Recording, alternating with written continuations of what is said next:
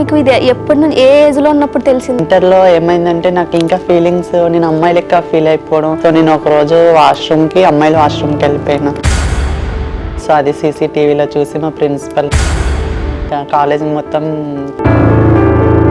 Neat ఎగ్జామ్కి prepare అవుతున్నా మా అన్నయ్య వచ్చి కొట్టేశాడు. తర్వాత మా మమ్మీ వచ్చి కొట్టేసింది. అందరూ కొట్టేయడం వల్ల నాకు ఇంకా నేను మనసుని కాలేకపోయినా. ఫ్యామిలీ కూడా యాక్సెప్ట్ చేయలే ఫస్ట్. మీరు అంత ఎమోషనల్ అవ్వకండి.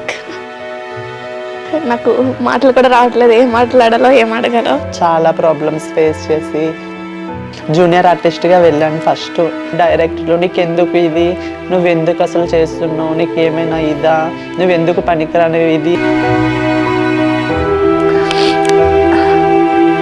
ఏదో ట్రాన్స్జెండర్ అంటే ఏదో ఈజీగా అనుకుంటాం కానీ ఇంత ప్రాసెస్. నేను కూడా కమ్యూనిటీలోకి వచ్చిన తర్వాత ఈజీ ఏమో అనుకున్నా కానీ ఇంత ప్రాబ్లం ఫేస్ చేయాలి, ఇంత నరకం ఉంటుందని నాకు అస్సలు తెలియదు. నరకం ఉంటుందని తెలిసి అసలు నేను అట్టానే ఉండిపోయి చనిపోతున్నా. ఏదో అమ్మాయిలనే అడుగుతూ ఉంటారు కమిట్మెంట్స్, అది ఈ ఫీల్డ్లో కామన్.